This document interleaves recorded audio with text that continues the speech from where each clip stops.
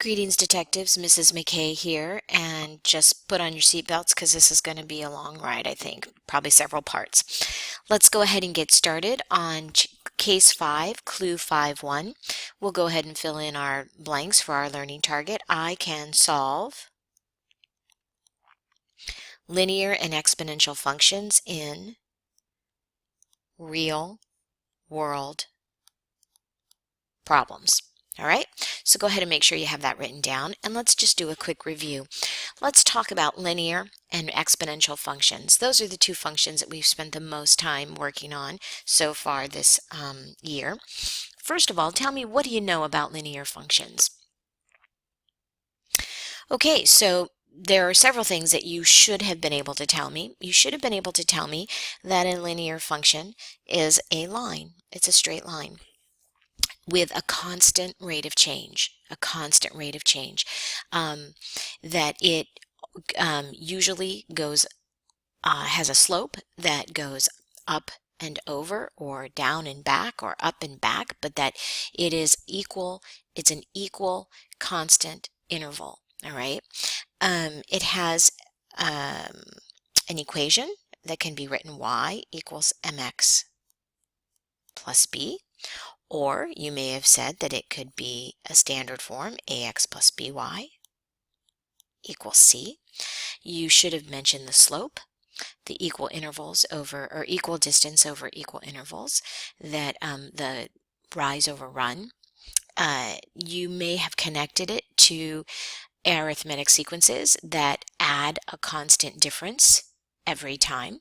So all of those are connected to linear functions. All right. Now tell me, what do you know about exponential functions? Well, exponential functions are different in that an exponential function not usually, an exponential function has a curve to it. An exponential function has a curve that starts off slow and then does this rapid increase straight up. Okay. Or it could be a rapid decrease straight down. All right, but exponential functions are curve, and they're not a steady rate. That rate increases, it changes. And you may have remembered that arithmetic sequences are exponential functions because they have a constant ratio. So the ratio is that you're constantly multiplying the previous term by the same amount, and therefore your terms get bigger and bigger and bigger, or smaller and smaller and smaller, depending on whether you're multiplying by a fraction or multiplying by a whole number.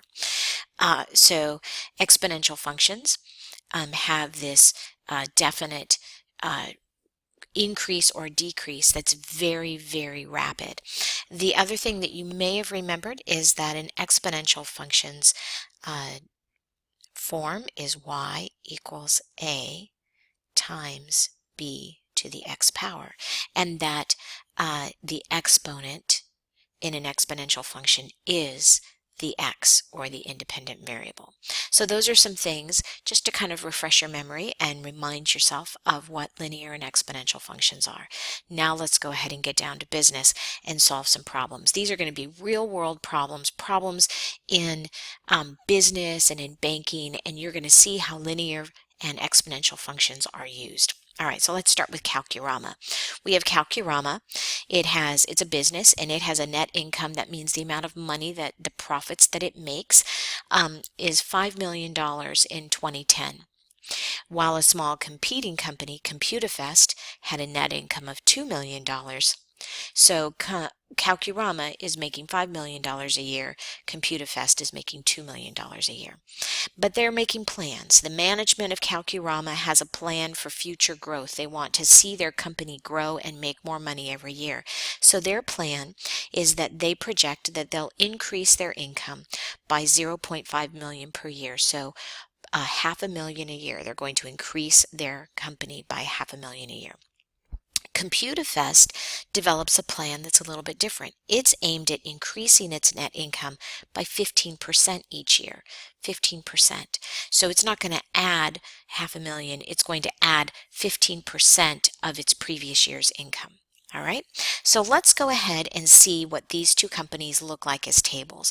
Now, you're probably going to need a separate sheet of paper, and I actually extended my paper over to the side so that I could do some writing because I'm just not very good at writing small. You may be better. So you can start by doing a table, and I was going to just do a horizontal table here for Calcurama.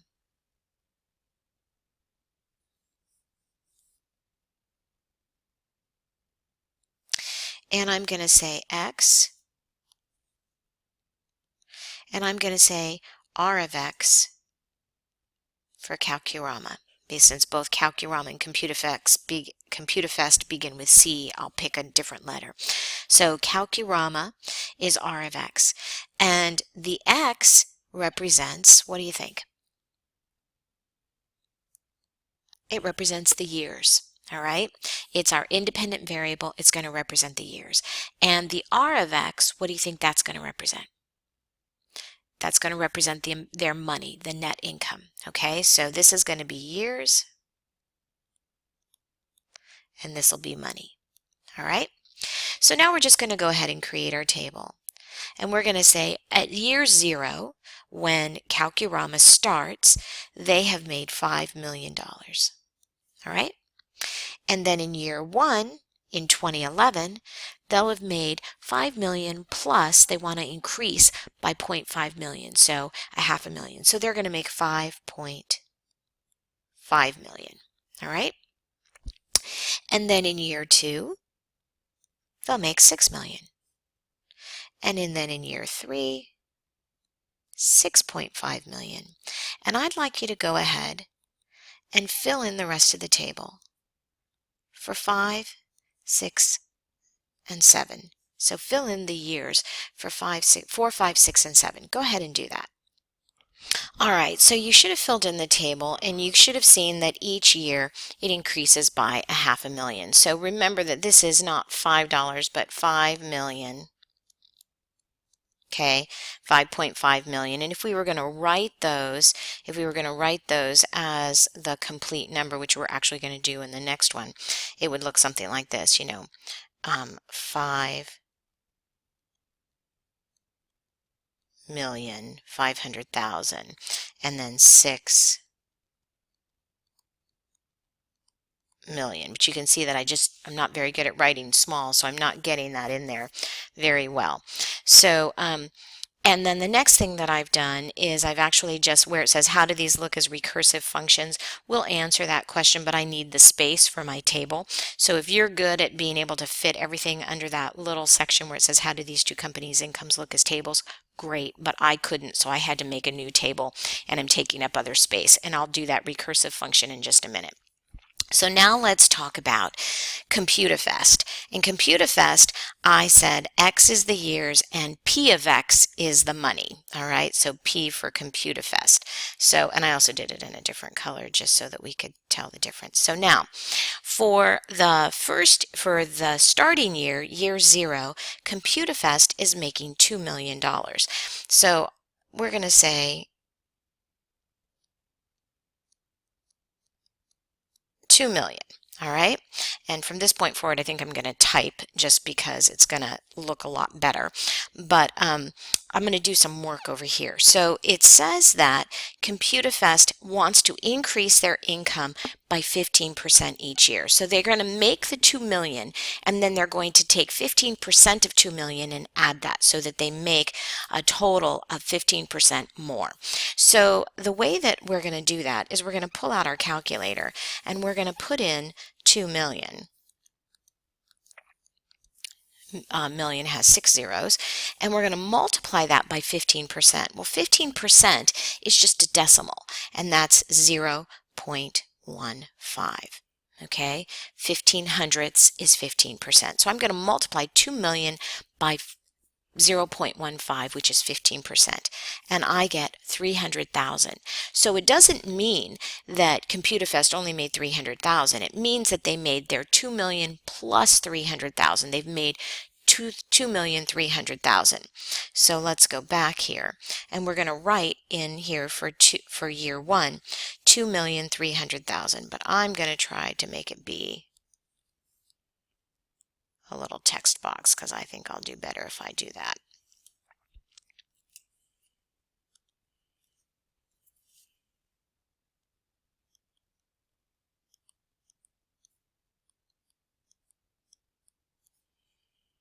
Okay, so there we go, 2,300,000. At least I could get it to fit in the box, right? Now we have to do year 2. Year 2, we're going to take the 2,300,000 and they're going to make an additional 15% of that. So let me write over here. Here we had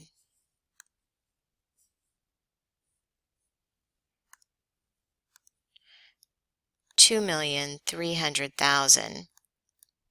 They're going to take that amount that they made in year 1. We're going to take 15%. We're going to take 15% of 2,300,000 and add it to the 2,300,000. All right. So let's take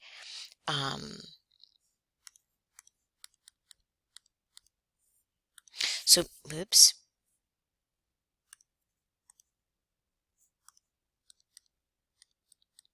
2,300,000 is how much they made in the first year.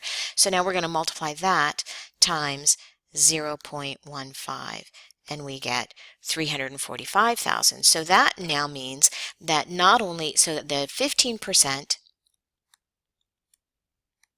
of 2,300,000 is 345,000.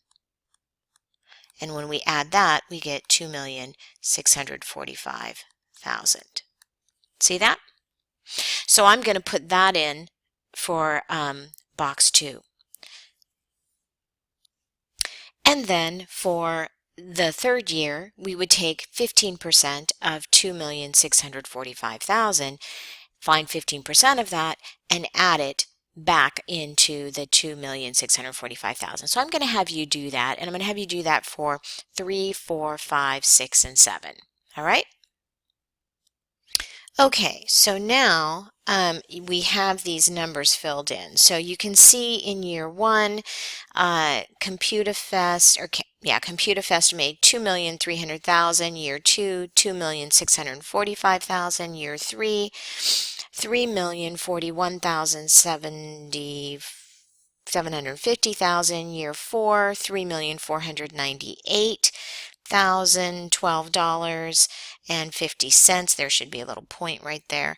5 million. Year 5, $4,022,714.38. Year 6, $4,626,121.53. And year 7, $5,320,039.76. So, which company is making more money at this time?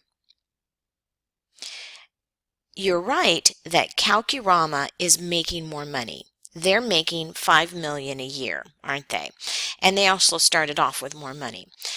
ComputerFest, however, is increasing each year. The first year, from 2 million to 2,300,000, they only made 300,000, whereas Calcurama made 500,000. But in year 2, they made 345,000, so they increased the amount that they're making. So the amount that they're making each year is actually going up. By the time we get to year 7, from 5,320,000 from 4,626,000 to 5,320,000, we're looking at an increase of over 500,000.